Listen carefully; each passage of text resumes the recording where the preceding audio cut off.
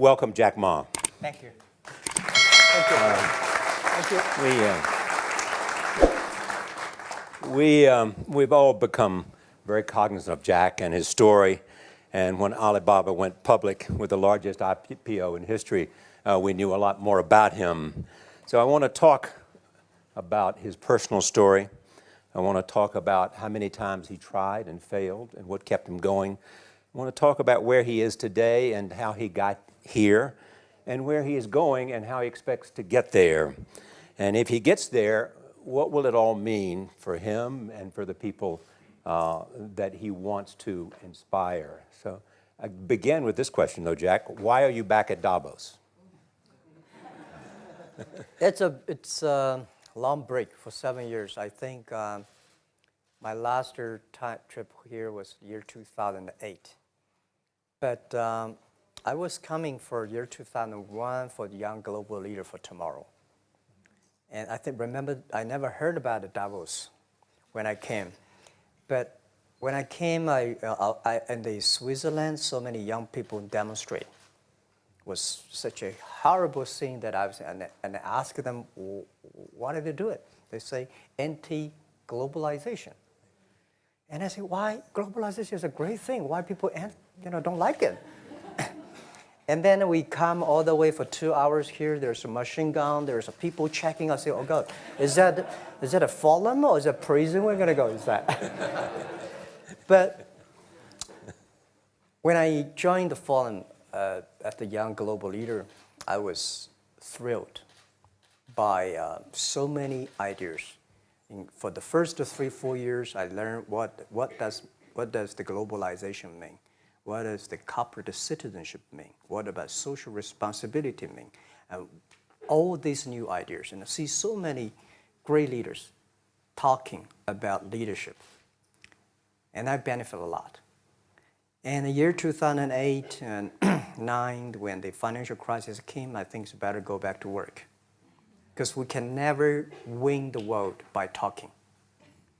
So go back, spend 7 years. Now I come back, I think it's time to do something return, because I learned so much. Let's talk 12 about years ago. So why I should not talking to the young global leader of today, sharing with them how we've gone through. Okay. So that was the thing. Let's start with where you are today. Just how big is Alibaba? How many people come every day? How many people come in a week? How fast is it growing? Yeah, we have over 100 million buyers visiting our site, shopping our site every day. And we created 100 million every day. We created 14 million jobs for China, directly and indirectly. And we grow from 18 people to 30,000 people, 18 people in my apartment, to now we have a 4 big campus. Compared to 15 years ago, we were big, but compared to 15 years later, we're still a baby. How big will you be 15 years from now? I think 15 years ago, I told my team that 15 years, in the past 15 years, we grow from nothing to this size. And 15 years later, I want people to know about Alibaba, know Taobao, because it's already everywhere. I want 15 years ago when we talk about what is e-commerce, why small business can using this e-commerce, this internet, can do business across the nation.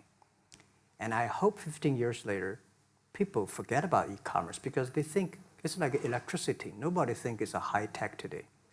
Now, this is something that I don't want 15 years later. We still walk on the street talking about why and how e-commerce can help people. Talk about the IPO. Did it exceed your expectations? Well, it's a pretty small IPO, 250. Yes. Yeah. The largest IPO in the history of Wall Street. We raised. And number 2 was a Chinese bank.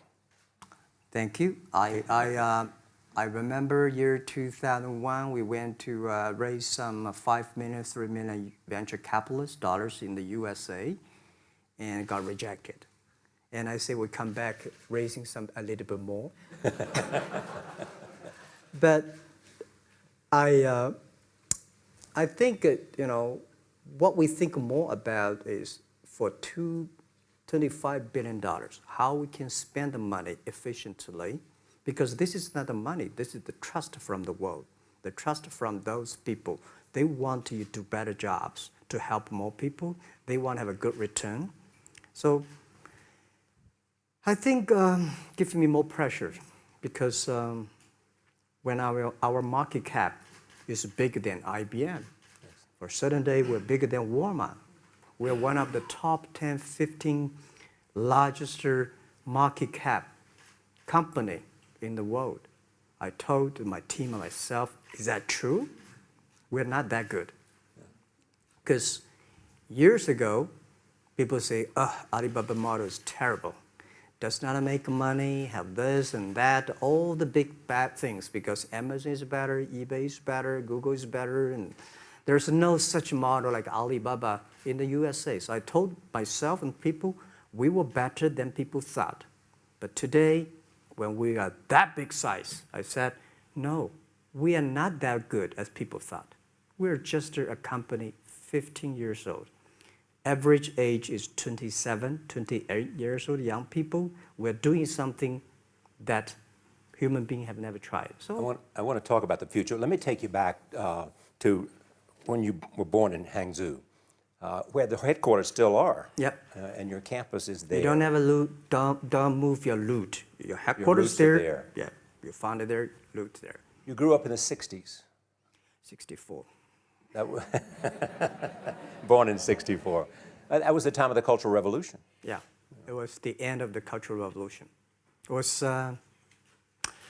well, my grandfather was a tiny landlord, was considered, after liberation, was considered to be a bad guy. So I was, I know how tough it was when I was a kid. You tried to get into 3 colleges. Mm-hmm. Each time they rejected you. No, I tried. There is an examination that young people, if you want to go to university, you have to take the examinations. So I failed 3 times. Right. But a lot of fail. I failed for funny things that I failed a key primary school test for 2 times. And I failed 3 times for the middle schools. And you will never believe in Hangzhou, my city, there's only 1 middle school that lasts only 1 year. It was changed from primary school to middle school because our graduates of our school, no middle school accept us because we were too bad. Yeah. They would become a middle school. What effect did it have, though, being rejected? Well, I think we have to get used to it. We're not that good. Even today, we still have a lot of people reject us. I think when I graduated from universities, and before I, for 3 years, I tried to fill in the universities. So I applied jobs for 30 times, got rejected. I went for a police. They said, no, you're not good. I went to even the KFC. When KFC came to China, come to my city, 24 people went for the job. 23 people were accepted. I was the only one guy. And we went for police. 5 people, 4 of them accepted. I was the only guy that I received it. So to me, being turned down, rejected. Oh, by the way, I told you that I applied for Harvard for 10 times, rejected. I know I'll be rejected. I just don't want to say that. They're sorry now. 10 times you wrote them and said, I'd like to come to Harvard. Yeah. And then I told myself, someday I should go teach there, maybe. I think that can be arranged. Richard Nixon came to Hangzhou. Yeah. And after that, tourists flooded the place. Yeah. And that's how you learned English. Yeah. I really like I don't know why, at 12, 13 years old, that time I suddenly fell in love into the language, the English. And there's no place you can learn English at that time. There's no books, English books.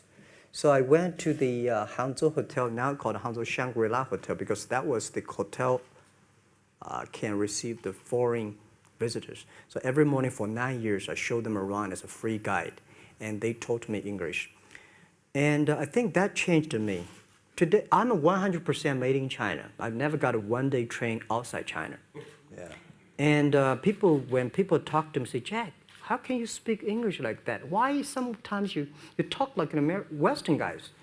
I think that was the 9 years. These Western tourists opened my mind because everything they told me are so different from the things I learned from the schools and from my parents. So now I have a habit. Whatever I see, whatever I read, I use my mind. Think about for 2 minutes. Is that how Ma Jun became Jack Ma? Actually, Jack, the name was given by a lady in tennis. She's a tourist. She came here and she said, came to Hangzhou. We become a pen friends. Ma Ring is so difficult to pronounce. So she said, do you have an English name? I said, don't. So can you give me an English name? She said, okay. She said, my father called her Jack. My husband called Jack. What do you think about Jack? I said, good. So I've been using that for that many years. Yeah. First visit to America, 1995? 1995, yeah. I come here for a project helping the local government to building up a highway. And you tried the internet. I tried the internet in Seattle. And in a building called the USA Bank. I don't know whether the USA Bank is still there or not, but it's a building. And my friend opened a small office, which is like only 10% bigger than this room. And there are a lot of computers in there.